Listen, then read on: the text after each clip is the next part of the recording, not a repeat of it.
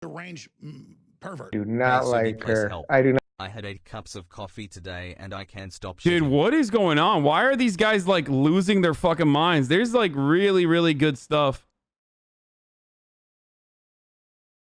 There's really good stuff coming out of the centrist. I'm a liberal, by the way. Ex-left. Not like her. And let me be very clear. Let me be very clear for the Twitter trolls and the loser YouTubers who clip everything I say and remove words and then try to make things out to be not what they are. It has nothing to do with her being a woman. It has nothing to do with her being black. There's also this question. A lot of people are saying she's not even black because I guess her father is Indian and her mother is Jamaican. Like, I'm not saying this. A lot of people are saying this. I'm not saying this. A lot of people are saying this. Wait, I gotta run this. Clip everything I say and remove words and then try to make things out to be not what they are. It has nothing to do with her being a woman. It has nothing to do with her being black. There's also this question. A lot of people are saying she's not even black because I guess her father is Indian and her mother is Jamaican. And a lot of famously, Jamaican people are not black. Many people don't know this, but if you didn't immediately come from Africa, then you are not considered black. This is a good take. I'm sure no one will fucking find issue or take issue with this. Sorry, guys.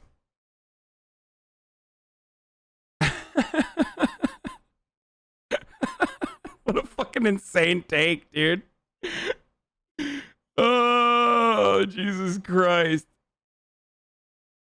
Yeah.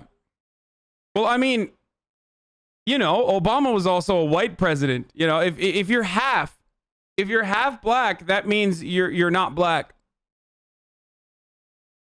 It's like Dr. Umar handshaking with fucking Dave. Actually, even Dr. Umar doesn't do that shit. It's like Tariq Nasheed handshaking with Dave Rubin on the theory of blackness. Jamaica is 92.1 black. That's wrong, Sweaty. They're 92.1% Jamaican, which is not black, apparently, according to Dave Rubin.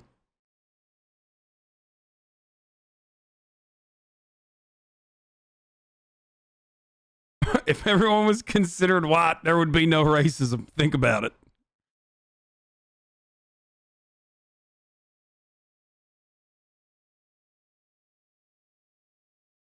Yeah, Obama was half white and therefore not black, but also because he was the first black president, racism has been ended. But also he wasn't black. He was actually white because he's half. Nasheed is actually anti-immigrant for the record. Oh, I know. Oh, I know. This is so good. I mean, how are you going to fucking deplatform this? You know what I mean? This is hilarious, dude.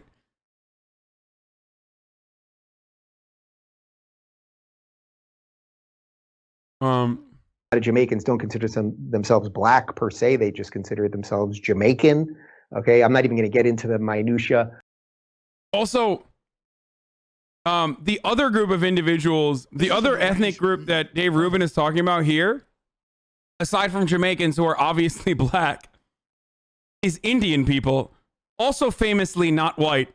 Like, I think the last time Indian people were considered white was, what is it, like 1950 or something?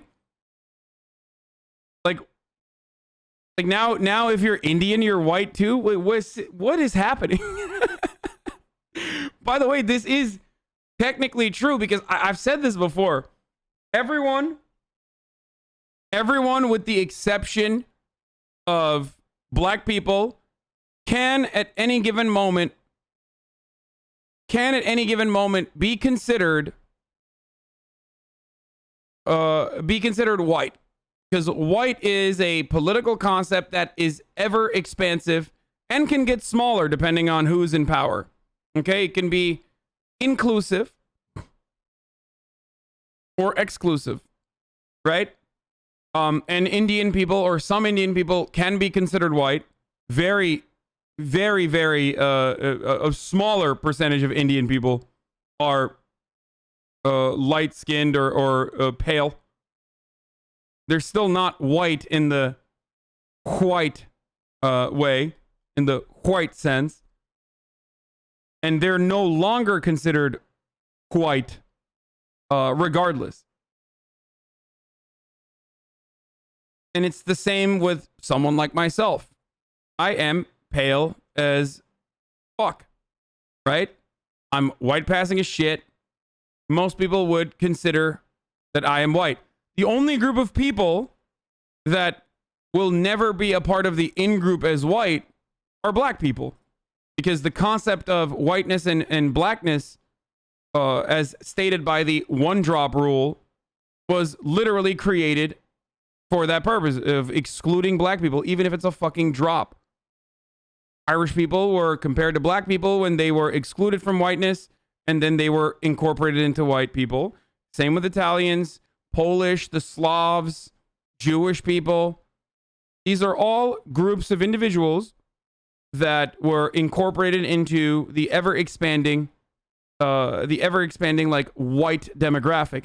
Hispanics, same with Hispanics as well. That's why there's a designation in America as white Hispanic. So, even Asians, yes, even Asians at certain points. So, having said that, there's one group of people that will never be considered white, and that's black people, because that's where the concept of whiteness literally started. The concept of whiteness as a form of purity started by excluding black people from white gene pools. That's why there's a concept such as white genocide, for example, by Nazis that claim that miscegenation is causing white genocide because whiteness is eradicating. So anyway, so pretty woke of Dave Rubin to now say that even black people, if they are not directly coming from Africa, I guess, This is a deranged. if they took some steps along the way, are also white. Or sorry, he didn't personally say that. He said some people are saying this, which is, of course, impossible to counter in the marketplace of ideas. That's why Trump is the president. Many people are saying this. Kamala Harris is white, folks. Believe me.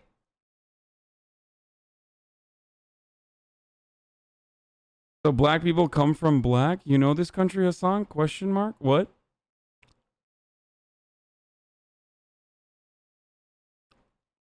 Of that, but this has nothing to do with the complexion of her skin or her boobs or anything else. She's just deeply unlikable. She comes off as extremely entitled. Try to imagine a man behaving that way. How would you feel about it?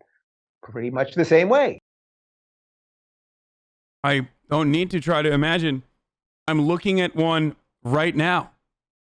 I'm literally staring at an entitled man who is deeply unlikable. Hasan.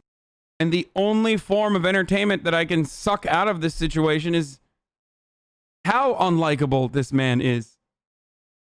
And that's the point. So look, if we're choosing winners and losers here, as I said with the regular debate, the presidential debate, winners and losers, it's like, okay, it's whatever that middle group is, that undecided group of people. And did you move anyone anyway? Well, the VP debates, I don't think there's any numbers on this, really. I'd love to see some stats on this. In the history of presidential elections, has the VP choice ever made a real movement one way or another? And I don't know that there's any evidence of that. Whoa, lost my cap on my pen there.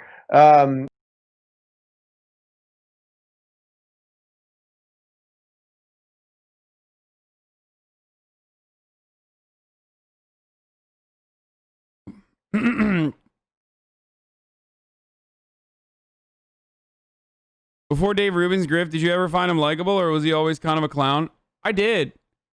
It brings me no pleasure to report this, but before Dave Rubin was like a gigantic grifter, I always thought he was like a decent dude. I mean, he was very self-serving always, and I definitely noticed that early on. But I never thought he was like horrible. he was never this bad. Like this is This is a deranged. you know, this is the last 4 years of brain disease.